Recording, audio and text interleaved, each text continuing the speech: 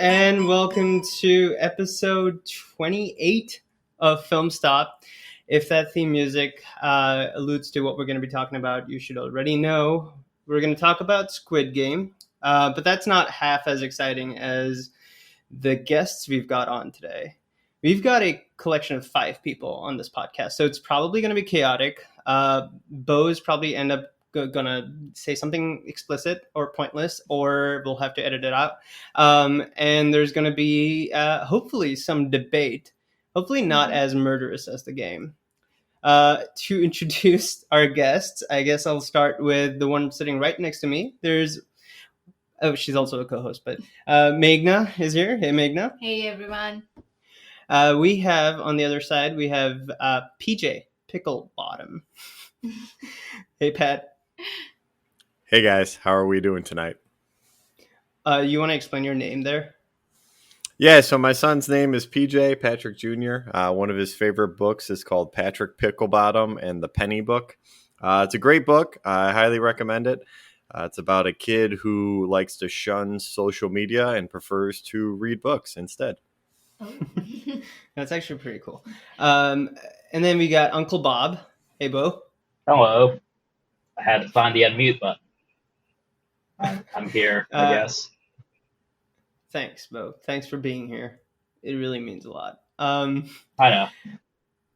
Last but not least, we've got a new guest today, and she is a close friend of ours. She's not been on the podcast yet, but really excited to hear what she's got to say. Hey, Gina. Hello. Hey, everyone. So why don't you get us off by telling us a little bit about yourself, a little quick background about who you are and where you come from. Let's see. I know most everybody from our grad school days. Not really. I guess I just met everybody separately from mutual friends, but we all went to the same grad school. I work in engineering manager, and yeah, I am excited to talk about movies. I have the only thing I prepared was my favorite movies. and I'm coming to that, but like the missing link here is Claire. She's been on this podcast before, but she's the one who introduced Gina to all of us. Missing you here, Claire. Hopefully you're listening to this at some point. Thanks, guys. Wow, Claire, what's happened to your voice? Sore throat, maybe? Yeah, a little bit. She just got off the Peloton, so you know. I don't know. Okay. It sounded like her.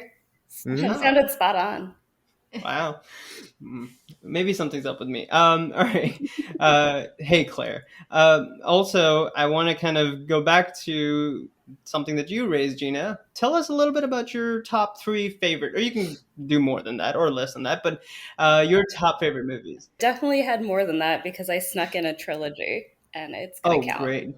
Great. Yeah. Okay. One is this was super hard because I feel like I'm all over the board. But I figured I'd go with movies that I watch a ton and like repeatedly. So we have The Princess Bride, a bit of nostalgia. We have the Cornetto trilogy, which is Shaun of the Dead, Hot Fuzz, and The World Ends, which are awesome, like horror action comedies. And then I put in Pacific Rim because it's just great. And wow, that's a good one. Well, that's it? Those 4? Oh, no, sorry. Those 4. Kind of 4. Really, it's like 7 or 6. Mm-hmm. But, yeah, so I figured it hits action, like nostalgia. We got some noir, murder mystery. Maybe I went a little dark thinking of the topics, but it should be good. So tell us a little bit about Cornetto. Like, how did that show up in your top 3? Or, I guess, top? Cornetto. I just really always loved horror comedies, or like the idea of having something horrific kind of occurring, but then you kind of sideline it with comedy. I really love that juxtaposition. And I think like Shaun of the Dead does a really good job. Even like Hot Fuzz has some like gory elements to it. And yet they still manage to have that like really dry British humor that I think is hilarious. I'm curious about Pacific Rim. How do you get Pacific Rim in your top 3 of all time? Okay. Pacific Rim is like a love letter to like Japanese like mecha anime, and I just loved that they did it in real life. I think it's a really great action movie. There's no love Mm. story, which I appreciated, and it just felt like a lot of fun, and I just like rewatching it, I guess. So this is really, really interesting because I feel like all five of us have like a different school of thought when it comes to movies that we like and content that we like consuming. So I'm very excited about how this is going to go, and especially from your perspective, Gina, because I feel like Squid Game might be the best best show to bring you in on this podcast for, because if horror is your thing, not like Squid Games is actually horror, but yeah, I'm excited about what your opinion is on the show. No, I think I really agree with you. It's right up my alley. So Awesome, awesome. So, I guess just to kind of explain the format of the episode to you, and anyone who's new listening in, we're going to start with a very quick, spoiler-free discussion, one that we'll sort of talk a little bit about our opinions and our recommendations, and then we're gonna go into spoiler-filled discussions. But before any of that, guys. Please like, share, subscribe. We really, really appreciate it. And if you're getting this on Spotify, hit that follow button. Besides all of that, we do have two quick updates. One, we finally hit 1,400 downloads. Thank you to everyone. Thank you, Mom, Dad, for downloading, and and everyone else on this podcast who downloaded. And the second update is, guys, we have a Twitter account. Please follow us at FilmStop3 because apparently there's two others. We have all of 14 followers, so we would really like some more. Besides that, I want to get back to the show, and I want to start us off with a very quick synopsis. So if you've been living under a rock and you don't happen to know what Squid Games is, let me just tell you what it is. So it's about hundreds of cash-strapped contestants who accept an invitation to compete in children's games for a tempting prize. It's just a lot of money. But the stakes are deadly. It's a show on Netflix. It's a Korean show. It's really made in that sort of style. It wears its emotions on sleeves. We'll talk about it, but essentially, it's easy to consume on Netflix if you have the ability to. With that, guys, I want to dive into opinions. Gina, why don't you get us going with what do you think about the show? Very high level. This is spoiler free. right. Thank you for that reminder.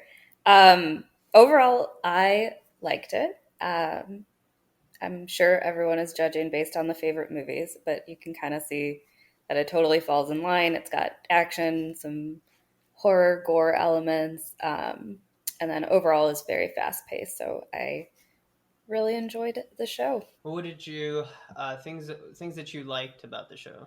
I think I really enjoyed the character backstories. I thought they did a nice job in like making characters who really should be kind of unlovable in that they are kind of cash straps. They're making desperate measures or desperate decisions, and yet they turn that and kind of like slowly introduce you to the different characters and kind of their backstories. I really liked that aspect. Yeah, I agree with Gina. I loved how every character has a very different sort of backstory to them, and they're all coming together with whatever they have in the past, and they're coming together to, to this game. So yeah, it's quite interesting. So the writing essentially is what you guys are alluding to. Mhm. You guys like the writing. What about you, Pat? What's your opinion?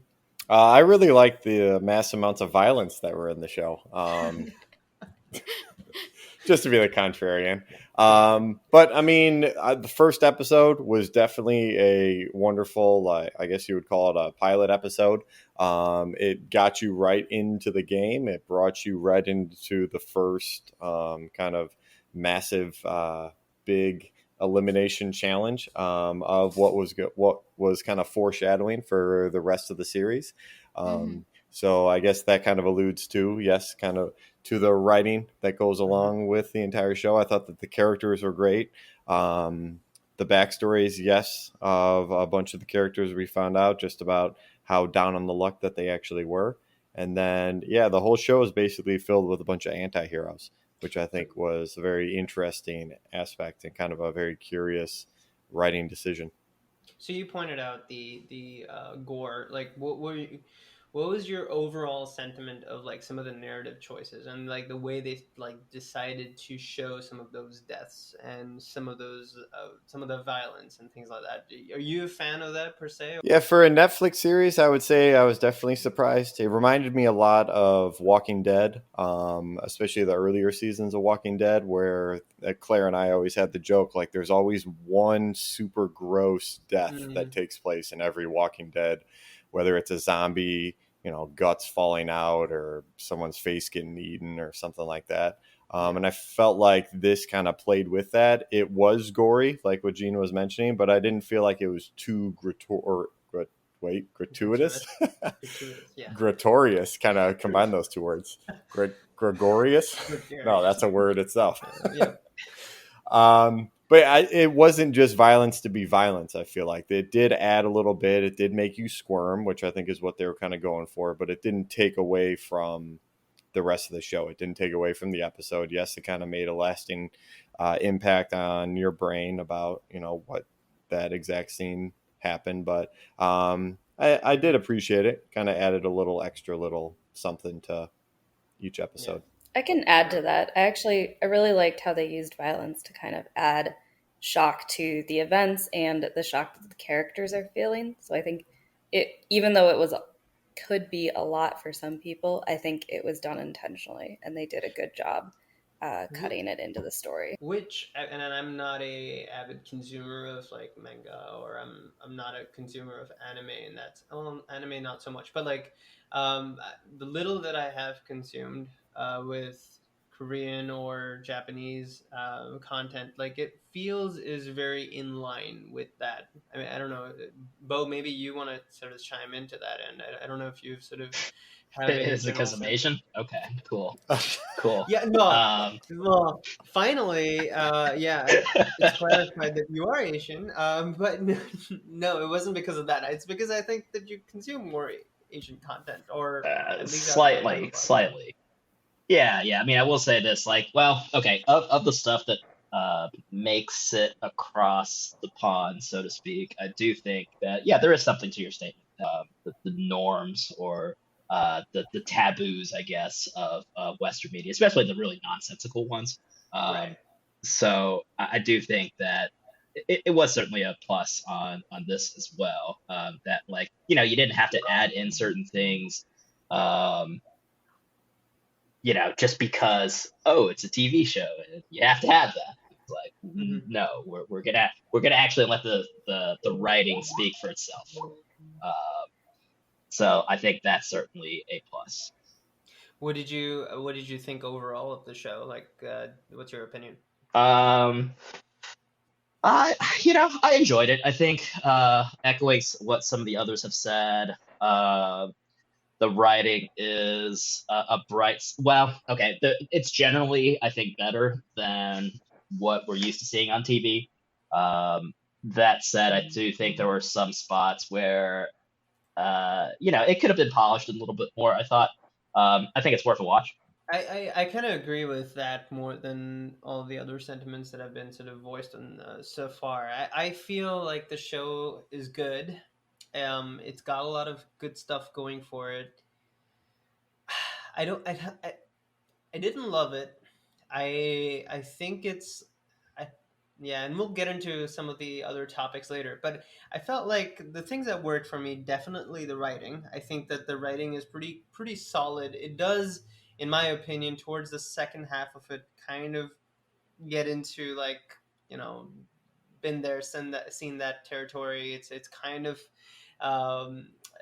it's a little bit of a victim of its own sort of premise in the second half. But I feel like in general they did a good job sort of with the character arcs. They did a good job with some of the choices in the plot.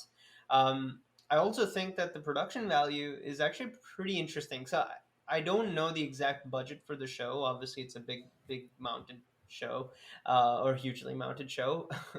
But what I'm curious about is the kind of um, value that they showed with that budget, because it kind of looks like it might have been shot in a very scrappy way. If you really look at the sets and you look at the way they've sort of reused certain sets and certain spaces and certain I'll say like set pieces for different set pieces, I feel like they've kind of maximized budgets. I don't know, this is a very like technical piece, but I think that it goes to speak about like the production value of the show. Yeah, I kind of agree with the part when you said that it was not something which was like out of the blue, and things were kind of predictable. But what I felt was this was like a dark, fun, and fast-paced show that kind of demonstrated the metaphor of capitalism to me. That's how it was. I wouldn't say it was not predictable, but Oh, yeah. you're going intellectual now. But I do agree. I think there were like I think there were themes that the show sort of explored. So yeah, let's talk a little bit about that. Bo, you want to kind of chime in? Yeah, that whole capitalism thing. First of all, I think it's pretty superficial, and I kind of don't agree with it at Yes. all. And Right. second, like I think that it's more about just human nature and what happens to people when they're kind of put in that kind of a tight spot in general, rather than any real critique of capitalism. Like I feel like that's what's in the zeitgeist because everyone's complaining about capitalism nowadays because that's like the popular thing or whatever. Like Yeah. if you've never had a job and you have no real prospects in life, then I guess you can just complain about the system. But uh, I don't really buy into that. So yeah, and I don't think that's necessarily what this is saying. I think you're Oh, devolving into somewhere a critique of critiquing capitalism in some sense. But I mean, I do agree Well, with you yeah. that it's superficial in many ways. Pat, you wanna chime in here? Yeah, I mean, speaking of capitalism, I was going to go back to your production budget numbers that you were talking about before. According to Wikipedia, which we all know is gospel, Yeah. we're looking at a $21 million budget, which I would Oh, say wow. seems about right based on kind of your observations of what you were talking about with how they reused a lot of the set designs. There was definitely decent amount of CGI taking place. Um, Thank you for looking up that number. Yeah, yeah, no, of sorry, course. I continue. mean, I don't mean to disrupt little you. little bit of background on me. I think we talked about at one point. I did some research on budgets and Yeah. how much Oh, yeah. production companies spend on movies. So I'm always one to be a fan of the numbers.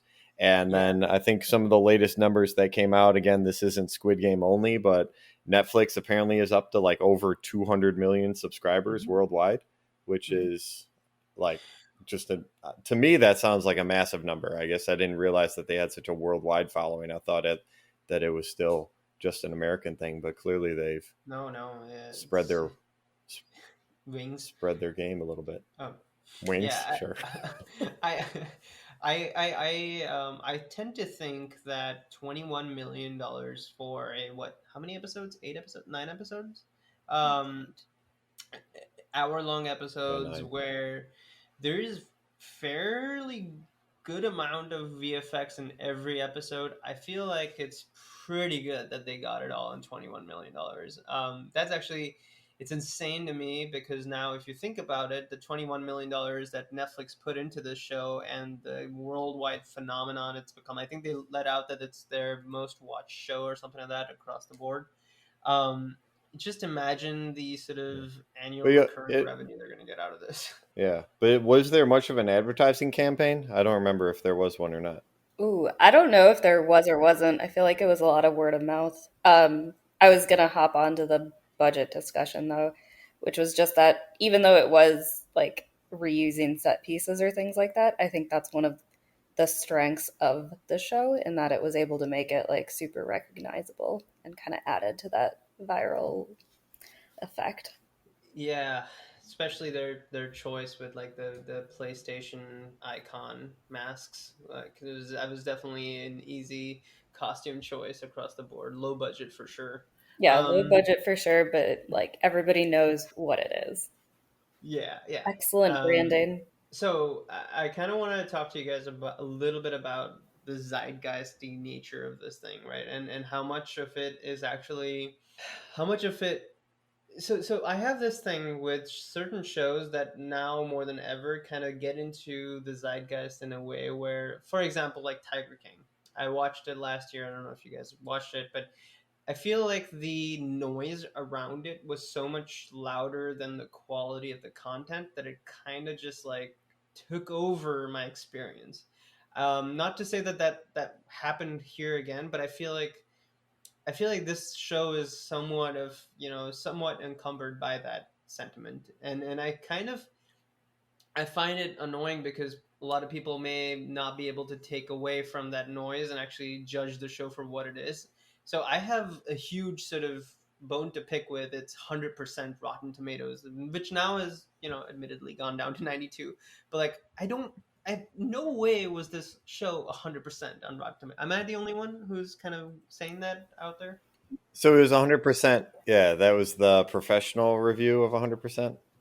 Yeah, well, it was the critics, yeah, the known critics. I don't know how professional they are, but yeah. Yeah, that definitely seems high. But I don't know. I mean, critics are also, they fall into kind of the social media game as well sometimes. So they don't want to be the person they don't want to be the beau and kind of be the contrarian to everybody else's enjoyment of something. Well, Yeah. curious you say that because I was gonna just also say like how different is this from when it's Oscar time and everyone gets on the hype train? Exactly. Yeah. Yeah. Well, and I get on that hype train too, but I guess I don't know. I mean, this is me like trying to be a pseudo highbrow. Like I don't know. I kind of feel like the show was just not. I mean, the hype around like the social media hype that is created around some of these shows and some of this content really affects I don't know, maybe jades even my opinion of some of these things. Do you guys feel like that or no? Oh, I was going to say, I don't think, I do get what you're saying. I don't think Squid Game is a show without problems. So I don't know if I agree with 100%. But I definitely think like it's a good show. It's worth watching. Social media hype or just hype around the internet in general. I think maybe I've just learned to like read it with a grain of salt, but kind of take that and be like, oh, I should check this out and see what it's all about, as opposed to just kind of riding the waves and being like, this must be the best thing ever. So I don't know. Yeah. I think it's tying between those two topics and like figuring out where it falls on the line. So I mean, you brought it up. Let's segue into that. Let's talk about whether what do we think about it in terms of recommendation. So Gina, it sounds like you would recommend it, but on our spectrum of like not recommended at all to somewhere in the middle where watch it on your lazy day to, watch it right now, where does it lie in terms of your recommendation? Gina, you want to go first and then Meghna maybe? Sure. I think I would say watch it right now. I mean, half the fun of things that are hyped is that you're watching it timely, and like watching it a year from now is just not as fun. And maybe that's part of like why I think it's fun to go see a horror movie, because like half of it is just watching audience reactions and having fun with other people as they enjoy it real time. Definitely watch it. Don't watch the dub. I'll come and slap you personally. Well, okay, we did watch the dub. No. Oh my Wait, God. are you serious? You can't be on this podcast. Are you freaked that? Wow. I did dubs and subtitles. What? Yeah. Well, so truth be told, I don't usually mind subtitles, but it felt like I was not that invested in the show to watch Okay, it well with now I don't think your rating counts at all. The dub was horrible. Well, what's your beef with the dub? I thought it was fine. The acting didn't bother you at all? No, not at all. Oh my God. No, Now I'm questioning a few of my reviews that I mean, opinion that I have about the show. Is it like, would it be different? I watched literally 5 minutes of the dub when I tried to cook, and I was just like, the acting's horrible, the character choices are bad. They completely like distilled down what they were actually saying to like something dumb. Hmm. It did not I carry felt at all. I've read stuff out there which talks a little bit about how the subtitles are misleading, and then I don't know how much of it is true or not because I've not watched it with subs, but um, I've I mean apparently the end can mean completely something different if you sort of watch it with subtitles. I I typically would have watched it with subtitles, but this time around, A did not bug me as much. The subtitles or the dub did not bug me as much, and B, I was just not interested in like reading all those subtitles. It's like 9 episodes worth. Oh my god. Um, I'd like to yeah, excuse myself yeah. from this podcast. Yeah, that's pretty No. egregious. I'll be honest. I didn't actually try the dubs even, but I was smart enough to not even try the dubs. Well, and I mean, I guess it's more commendable that you guys did. I just didn't. Yeah, for me, it Hmm. just didn't warrant it. What about you, Magna? What's your opinion? I think you need to watch it right now, because if you don't, then you'll get enough spoilers for you to, I mean, it would be useless for you to watch it maybe, a couple of months from now. So Hmm. yeah, you need to watch it right now if Okay. you haven't yet. Pat? Yeah, just kind of echoing the same points. I think that it's gonna lose a little bit of its luster if you tried to watch it a little bit later. So it won't be as much fun, and maybe you won't have that same connection with it if you wait a few months or weeks before you dive in. So go watch it right Hmm. now. Watch it this weekend. Pause the podcast, go watch it, and come back for the spoiler end. Thanks, Pat. What about you, Bo? What's your opinion? Uh, yeah, watch it. Not necessarily immediately. Like if you're one of those people who cares about hype, I guess maybe more recently, but I wouldn't race to watch it necessarily. I think it's more of a as you have time type thing. That's just me. All right, my opinion. Watch Dune this weekend. Watch White Mm. Lotus. Watch. There's a lot Ooh, of White good Lotus, content. yes. Yeah, there's a lot of good content out there. Watch all of that first. I don't think. I personally think that it's more valuable to wait on it to watch it when the noise around it is gone. I did that with Game of Thrones, and I'm very happy with that decision to this date. But I understand that like there's a lot to be said about water cooler talk and being involved in that conversation, and I agree with those points that you guys have made. But I wouldn't drop it to watch other things, or sorry, drop other things to watch this. That's my opinion. All right, guys, you know the drill. We're gonna get into spoiler-full discussions now. So if you have not watched it, do not continue with this episode. And if you're never gonna watch it, then I guess sure you can continue, but just like, share, subscribe. We're gonna be back after this very quick break. All right.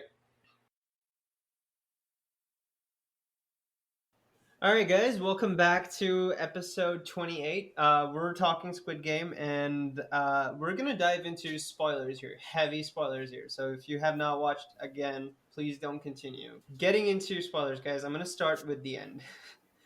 What's your general thought about the end?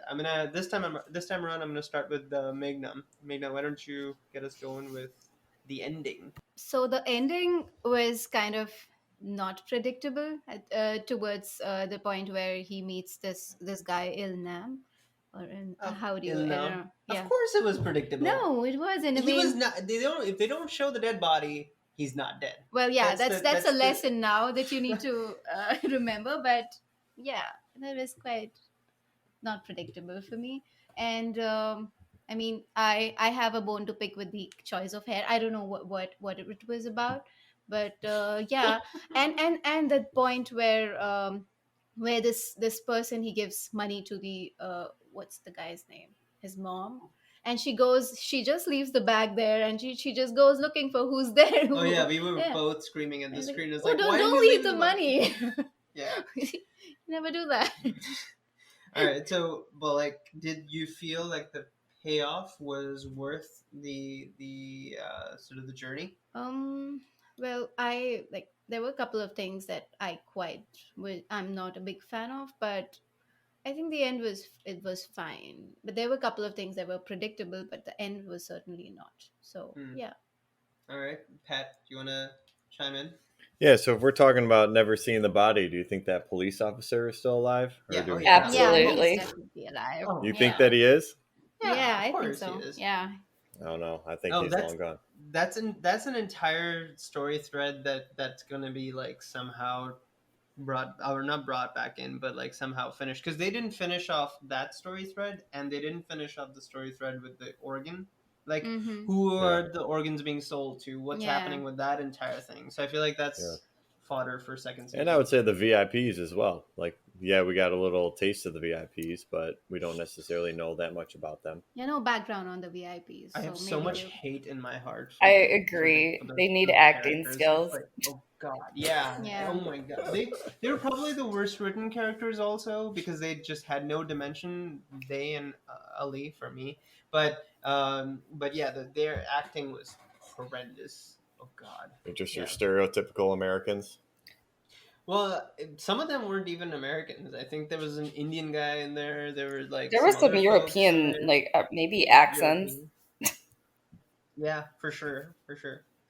So, what did you feel about the end, Gina? So, okay, even though I still recommend the show, I still thought it was good.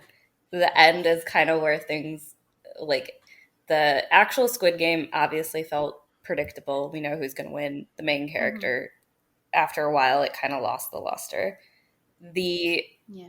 like last episode was just a bit of weird jumping all around, and I think a lot of it was just set up for season 2 and didn't not necessarily a great close for season 1. Yeah, and are you excited for season 2 where it's heading next? Because it clearly builds up where it's going. But Yeah, honestly, I am still excited for season 2. I really did enjoy the cop and his brother storyline. I liked where that was going. I have some hopes for where I want season 2 to go and what storylines I want to follow. Yeah, so I think it'd be good. I thought it was a little bit too much of a build up to season 2 at the end. Like, give me some closure. Allow me to kind of process everything at the end, and then if season 2 can fit in, then we fit it in a little bit later. This almost felt like the end of season 1 of like Prison Break. I don't know if you remember that one, where yeah, it ends with them still running away.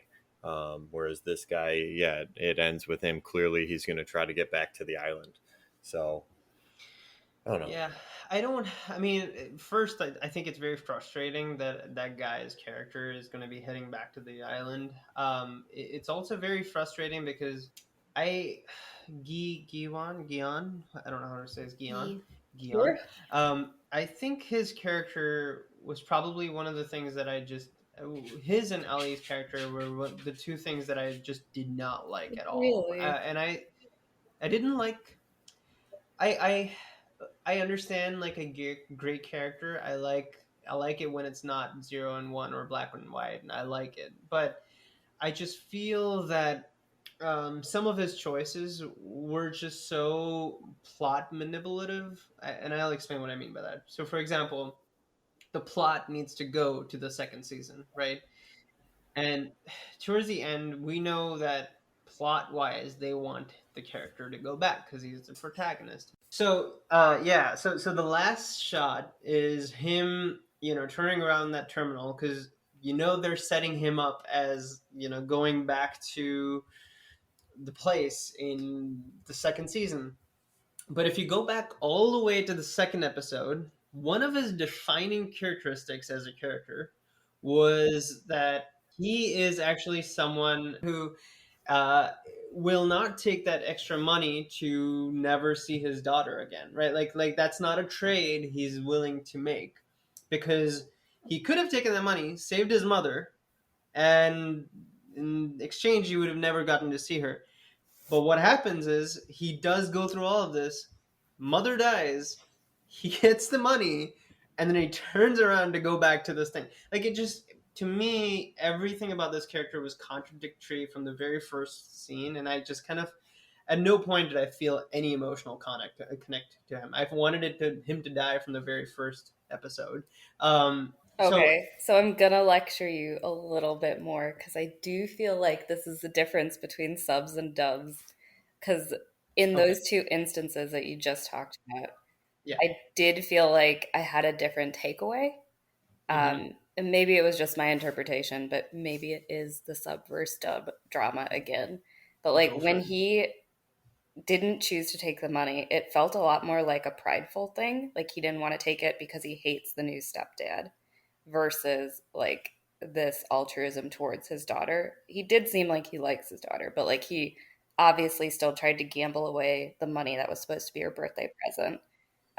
So there was a lot of like early mixed signals that I felt like made him a morally gray kind of character, which I liked. And then I will say like part of the change in his behavior should be explained by like being part of the games and kind of going through it. And then in the end, like the very end, last scene, terminal, I took it as like not that he's necessarily going to return, though I'm sure that's where it's going to go, but that he is going to be trying to take down the organization.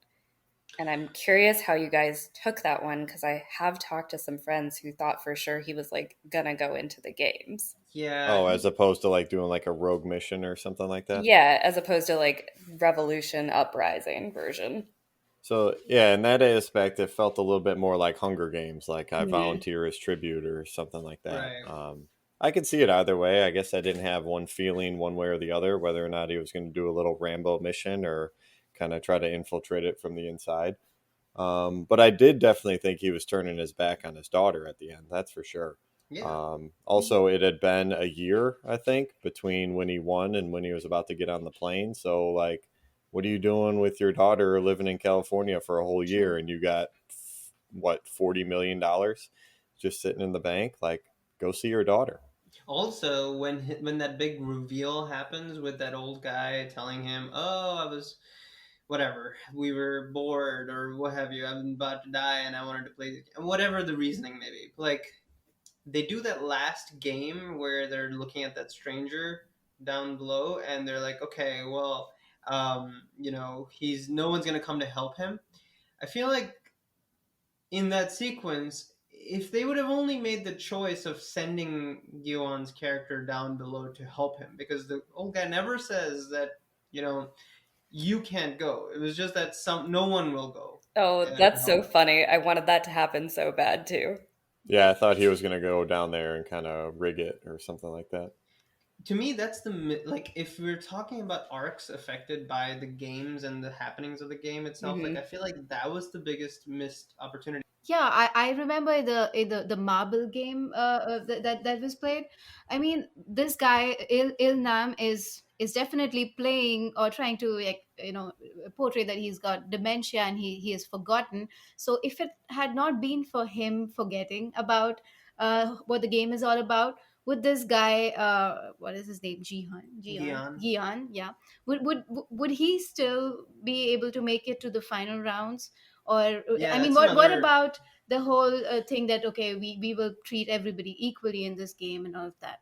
Oh, So that's a whole other thing. Are you bringing up the point that the old guy? he let him win. Yeah, they let him win. They I didn't mean, kill. yeah, They yeah. didn't kill the old guy, and that is against the grain of the game itself that they were running. Is that what you're also going? No, I was also trying to. I mean, I'm questioning the fact that whether he was really forgetting everything that was happening, because he was definitely really No, he good at wasn't playing. forgetting. Yeah, I Yeah, thought so he that's was why he let faking him it. win. Yeah, Yeah. so he Yeah. let Gian win that game, because of which he made it to the final round. So, and then there was in I think in the third episode they said that they're going to treat everybody equally and nobody can, I mean, nobody is above anybody else. So what about that point?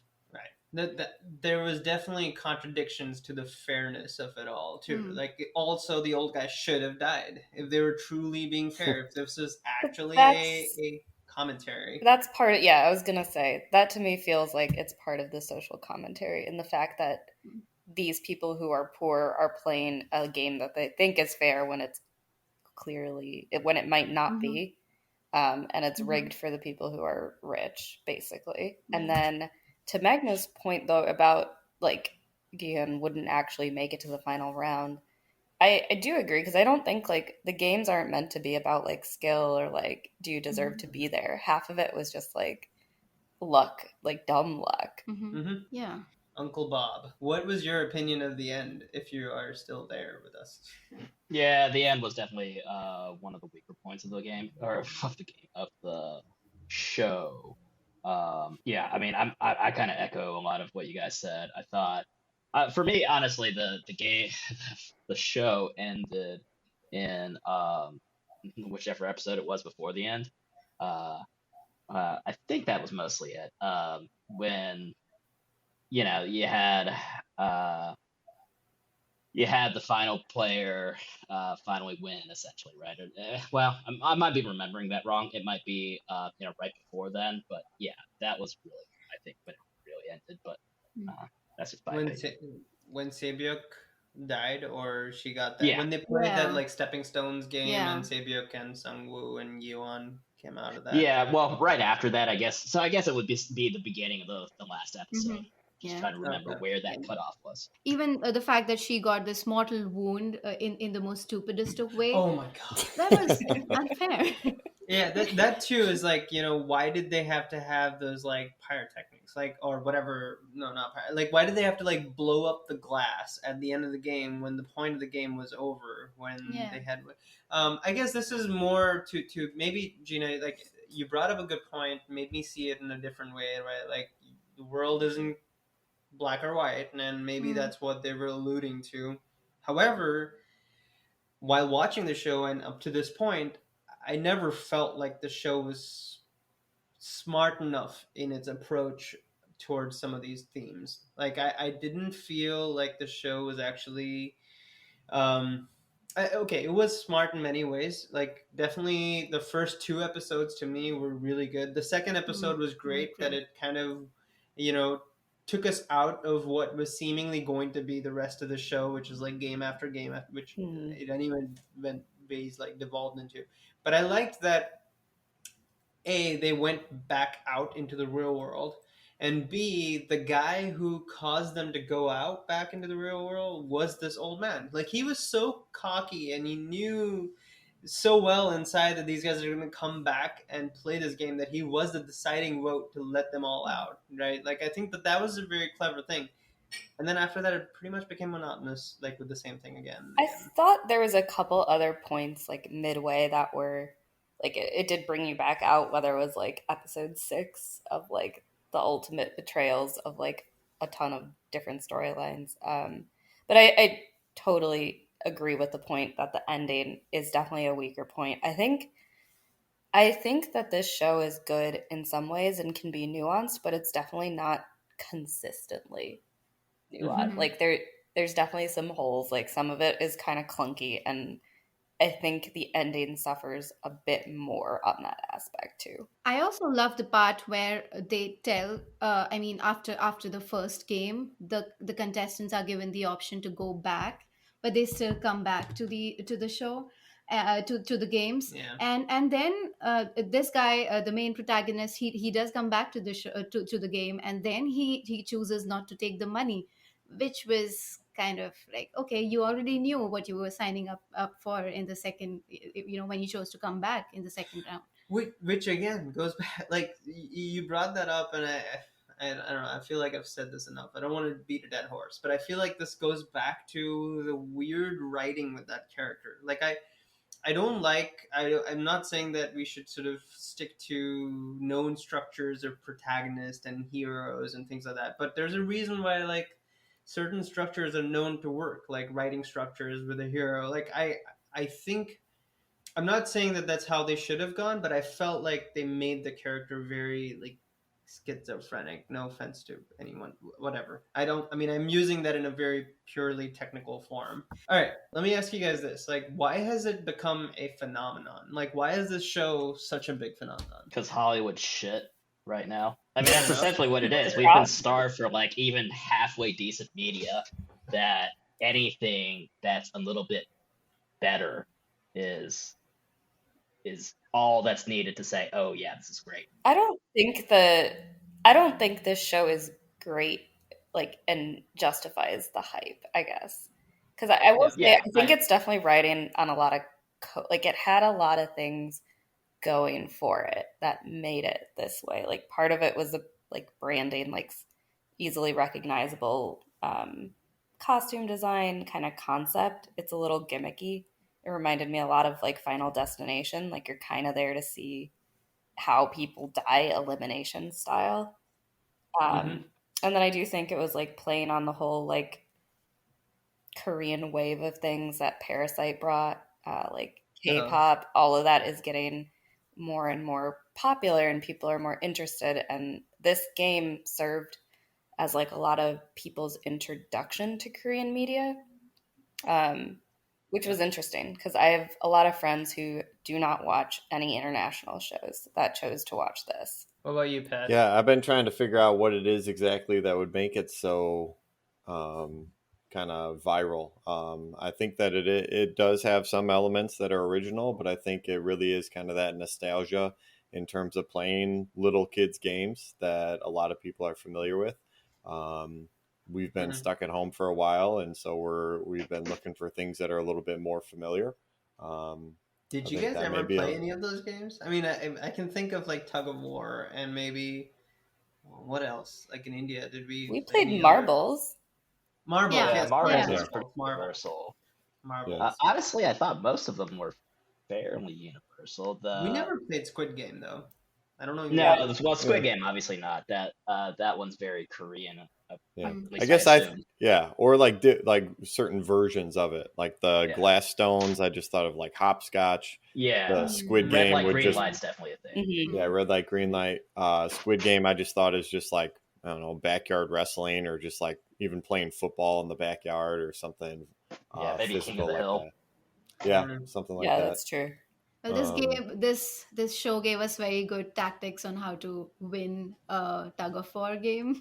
Well, they almost lost it. I feel like yeah. more of the credit should go to like Sung Woo for that one than the old guy because his tactics almost didn't work. They were Yeah. almost Well, I did a little bit of research. Allegedly, everything that was presented doesn't actually work when you play Tug of Oh. War. But again, that was based on the dubbed version, so who knows what actually happens in the sub Huh. version. Okay. Mhm. Some high level dialogue occurred. Yeah, You have no exactly. idea. But I did both, so I don't know what I possibly could have missed out on. I think that's the color blindness. Ah, okay. Yeah. Well, we did. I think we did like at least half the episodes. We did both too. Hmm. But anyways, yeah. I want to ask you guys this. So this may be a little bit like, well, I guess political, controversial, whatever. But I'm curious what you guys think about the way they handled Saebyuk's like North Korean aspect, right? Because I feel like they were going for something that was deeper, but it definitely did not come out to be anything than just than the superficial North Korean, South Korean. Like I don't know, and I'm admittedly don't know enough about that world to speak clearly to it. But what do you guys think? So I read an article. I'm sure it was definitely not a TikTok, but it was talking about You how sure? she spent like the whole episode, like all of the episodes when she was talking to other South Koreans, she was hiding her accent, and the only time it like a North Korean accent ever really came out was when she was talking to her brother. So it seemed like if you actually were watching the Korean version, not even subbed, but like Korean and understood more of that Mm, like subtle like cultural fair point. cues, you would have gotten more from like that whole dynamic. It's is what it seemed like. Yeah.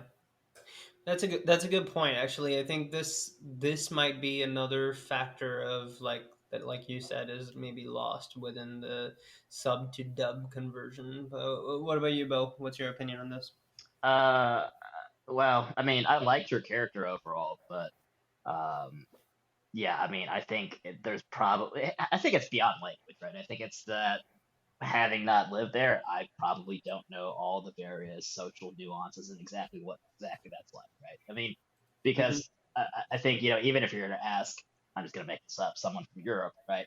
What is it like in the U.S. between, Northeast, South? Hmm. And, we're still the same country. A lot of those nuances probably aren't going to be fully understood. So I feel like that's a very cultural thing, and I had no expectation of fully getting I, again, fair point. What about you, Magna? Yeah, I agree. I mean, I also wanted to discuss about the other character, that's Ali. I know you have a strong opinion about him, so would you like to share? Yeah, yeah.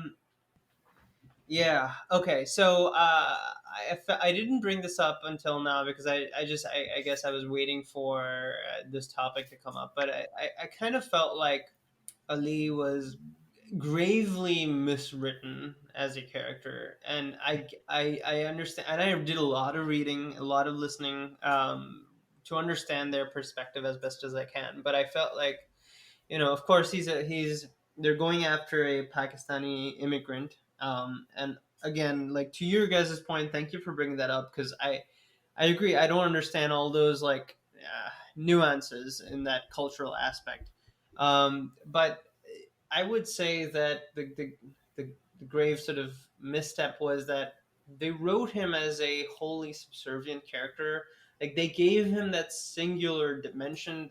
One scene, that was the one scene with him with his family, where he had a little bit more of a dimension to himself, was the only one, and I kind of I didn't enjoy him. Like I didn't give a shit when he died. Like I do I mean I kind of I hate to say it this way, but I feel like I was waiting for him to like die because he was annoying me on screen. Like he just didn't work as a multi-dimensional human being. It was like a piece of paper just walking around and talking. That's my like very strong opinions on that character. I don't know. Did you what Meghna, you have similar feelings, or I don't Yeah, know. I mean, Ali's character definitely gave me some cringeworthy moments in the show, and after he died, the show felt. I mean, the show was better for me. I felt that okay, I don't have to Yeah, I cringe agree. about his character now animore, so I can actually enjoy the show. Yeah, we were And both cringing quite a bit. Yeah. yeah,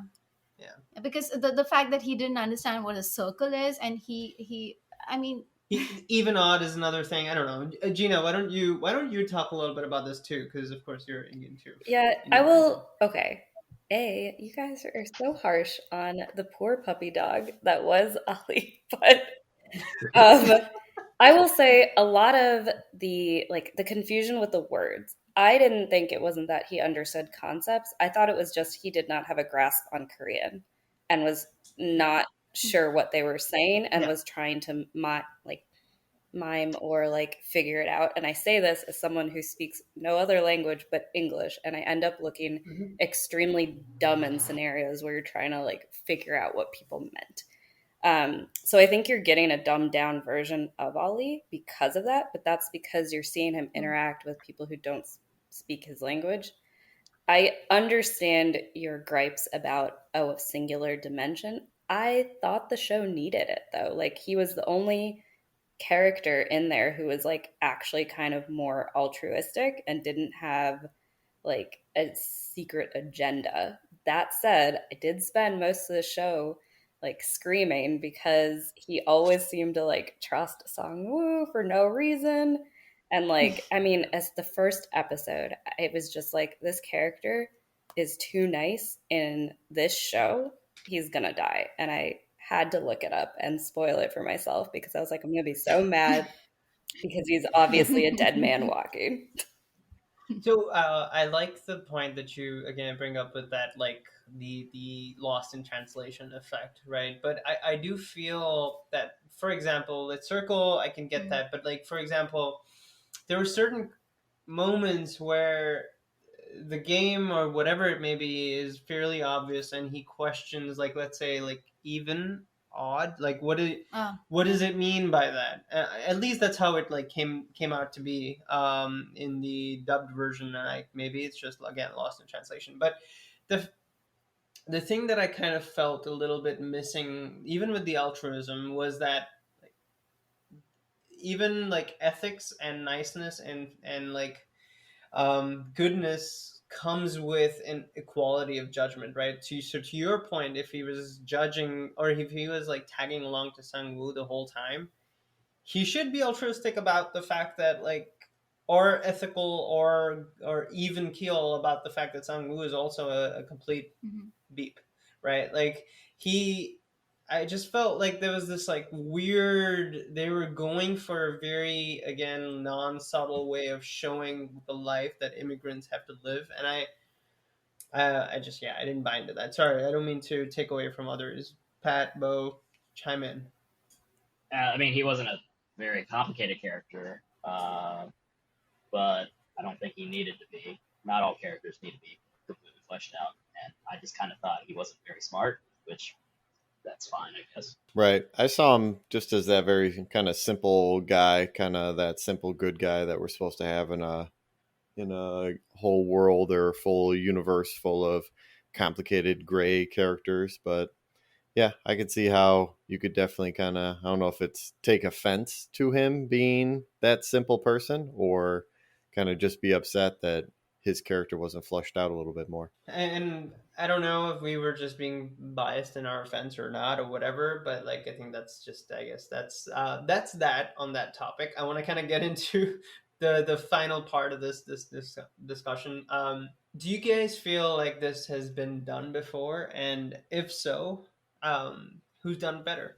So one of my favorite shows growing up was Double Dare with Mark Summers on Nickelodeon.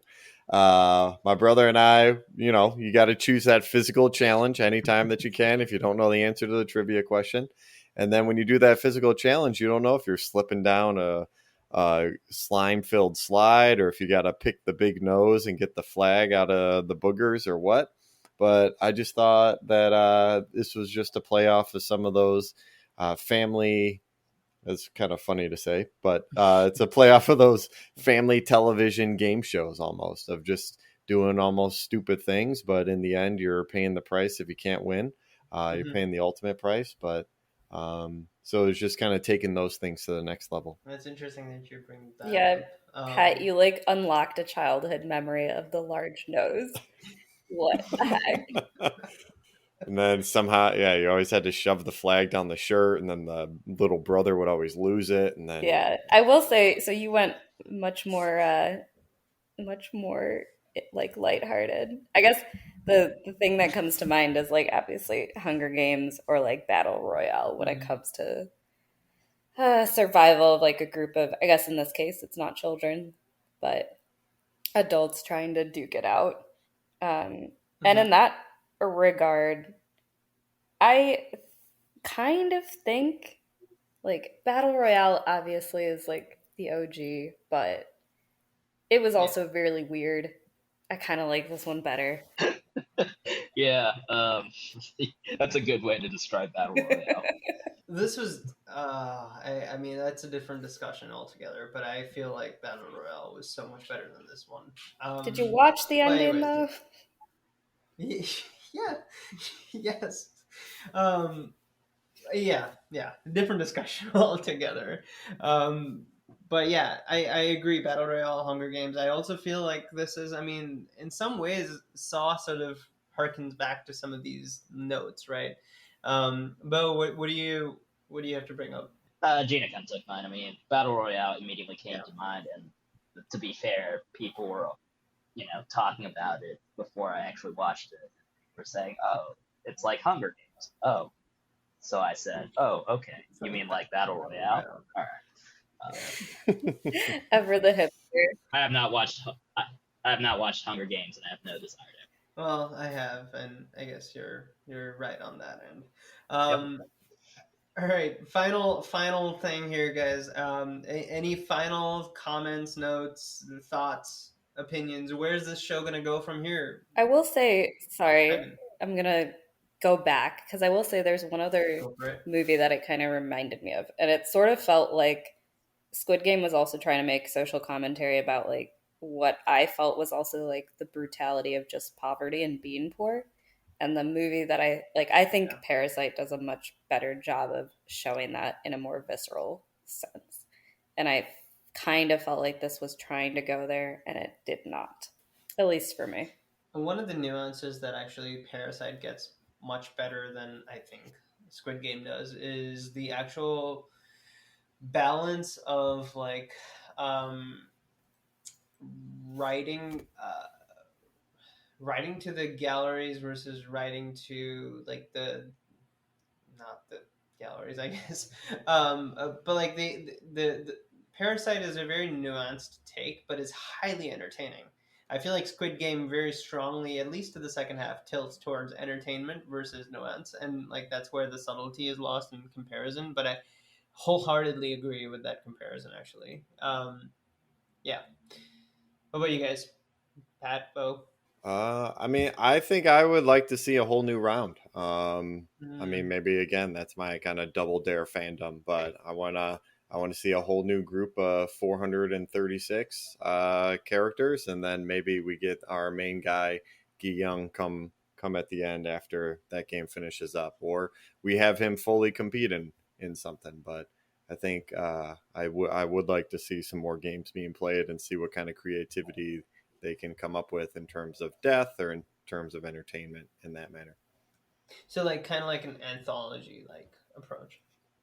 Right. Yeah, exactly. I think I'm gonna need to see the recruiter come back for his own second season and just be the main character. A big fan. He can take The down recruiter. the whole ring. Mm. Big fan of I the kind recruiter. of The Subway I guy. kind of thought that Oh. if they're smart about it, they're not going to do a season 2. I don't think they'll be smart about it. But Well, I don't think they'll be smart about it. they'll be smart about it in the Netflix. wrong way. Yeah. Yeah, they'll be. Yeah, I don't know. It was okay. But like going back to the writing, I thought it was definitely imperfect in a lot of ways. I don't know if this was covered because I was away for a little bit, but like that whole police detective storyline went absolutely nowhere. I thought. Yeah. The last episode I already said had some issues. I mean, the reveal was interesting, but like I think it could have been structured a little bit better. Not bad, but it didn't like completely blow my socks off. Yeah. Yeah. I agree about we didn't really talk, we covered a lot of ground, but we didn't talk about the whole the side story with the police guy and brother and that entirely predictable twist of him being his brother. But Meghna, your final thoughts on the show? Yeah, I am excited for the second season. Excited to see what the second season has to offer, and yeah, let's see what if it's any better or they explain all the characters more in a It's better not way. what you told me when we were watching it together. But yeah, I mean, now when I think about it, and now I'm excited to see the undubbed version, or Yes, You're it's gonna watch it again? convinced no, her. the second season. Ooh. In the second season, not in. I'm not gonna see this again. Watch this again, but yeah, the second season definitely gonna see the undubbed. Release the Snyder cut. Oh yeah. Which, by the way, didn't really make much of a difference for me because I didn't Made like no either of those. It made no difference. The problem Yeah. was never the special effects; it was the movie. Right. Wait, are we talking Justice Yeah. League right now? Yeah, I didn't even have to watch that movie. That was a tangential comment right there. I felt like the show.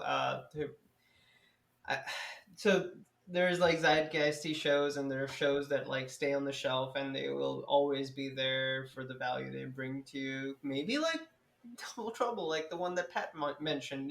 Kind of like it harkens back certain moments and nostalgia and all of those things. I feel like that's not this show. It is definitely a factor of its time and its release and all of that stuff, and I feel like that's fine. That's great. But yeah, that's pretty much it. All right, guys. With that, I really appreciate all of you joining here, staying with me, and kind of getting through all of the technical difficulties, and the over 2 hours of time it's taken us to produce this podcast. But I thank you for being here. Yeah, thank you for inviting me. It has been the most severe honor that I've ever existed, and I Most appreciate severe? the time.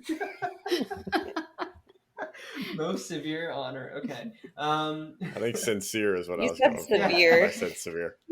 Yeah, I missed a syllable. All right. Bye, guys. Bye. everyone. Thank you for joining. Guys, please like, share, subscribe. Have a good one.